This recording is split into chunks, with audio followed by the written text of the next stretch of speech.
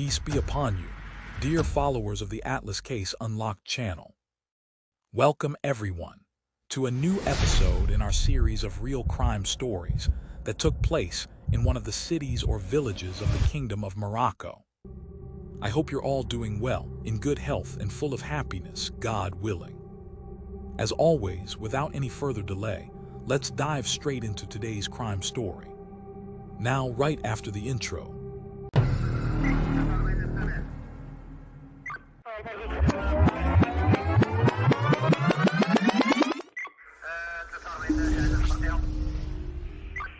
we dive directly into the details and stages of today's crime.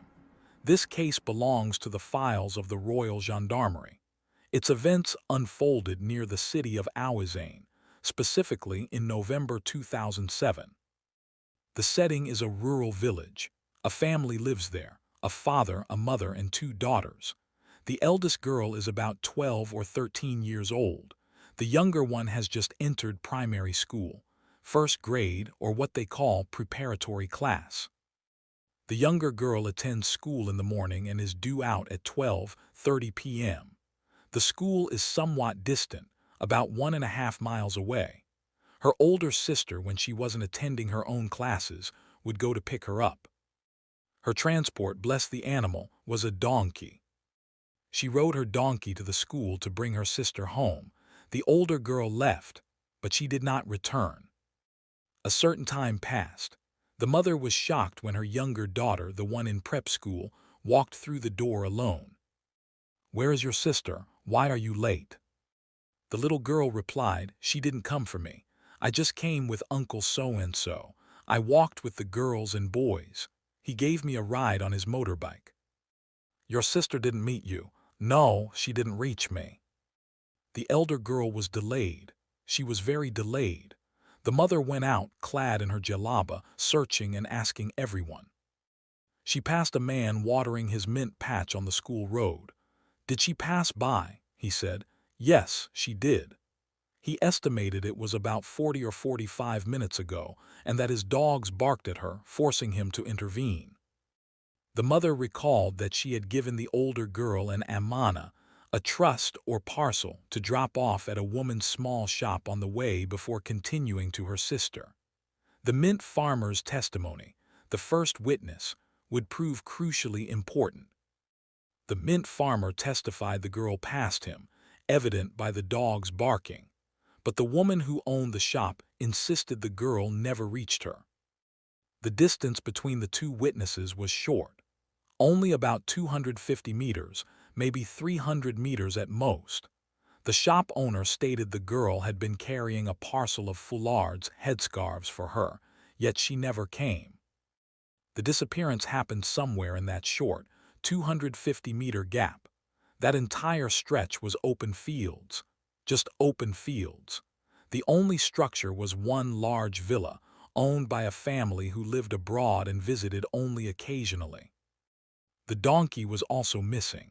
It was as if the ground had opened up and swallowed both the girl and her animal. The younger sister insisted her older sister never arrived at the school. The hours of the girl's absence mounted. By the time the gendarmerie was notified, it was already late evening, around 7 p.m. The gendarmerie began their search. They held a strong belief that the disappearance was confined to that short distance between the farmer and the shop. Then a surprising development. Around 2:30 a.m., a message reached the gendarmerie.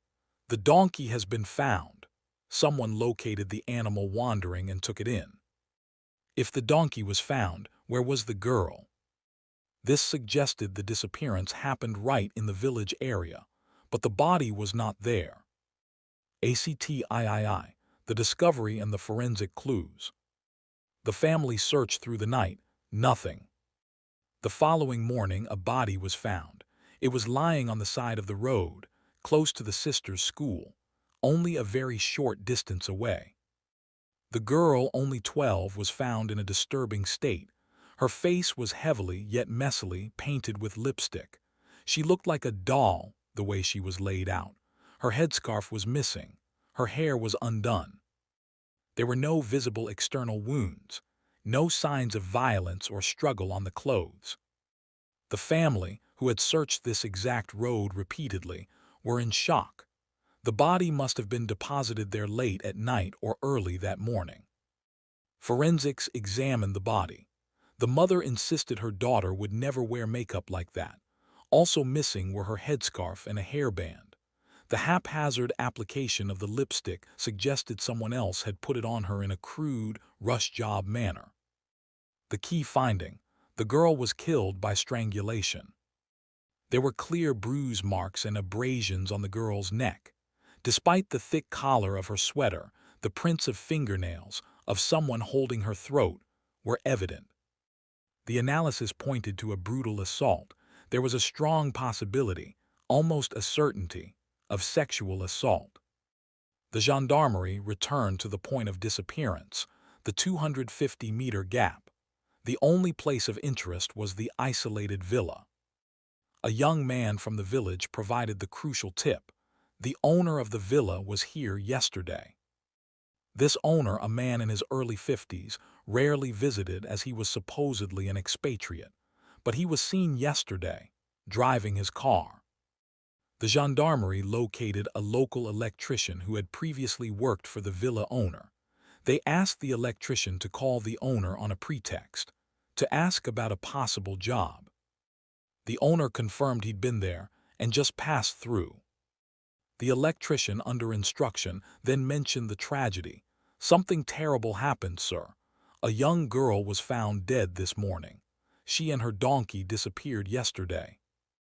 The villa owner immediately showed a suspicious interest, asking questions about the case. Why would he, having just passed through and being miles away, know that the crime involved a missing donkey and a body found this morning? The gendarmerie summoned the owner, who arrived with his wife and daughter. They visited the villa. The gendarmerie noticed signs that contradicted the owner's story. First, the fresh donkey droppings found outside the villa. The owner denied having any animal. Second, inside the villa, a drawer contained lipstick and makeup matching the brand found on the victim's face. The wife claimed it was hers, used on their rare visits. Most damningly, a crumpled, dirty bedsheet was found tossed in a corner. The gendarmerie examined it.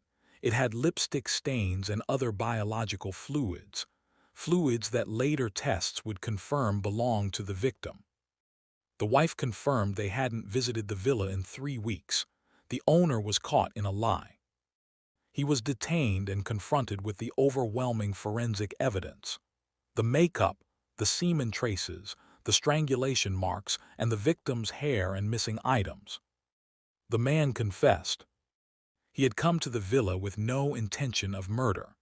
But when he saw the little girl on her donkey from his balcony, a sickness took hold. He lured her in, claiming he needed an errand run. He told her to tie the donkey inside the yard and follow him up, telling her he'd forgotten the change. Once upstairs, he stopped her from leaving. He forced her to put on the lipstick. When she resisted and begged to go home to her sister, he attacked her. He raped her, then strangled her. After the crime, the perpetrator hid the donkey in the garage. He waited until 8:30 p.m. when it was dark to release the animal near the village to throw off the search. Then he placed the girl's body in his car. He drove it to the place where it was found near the school and dumped it.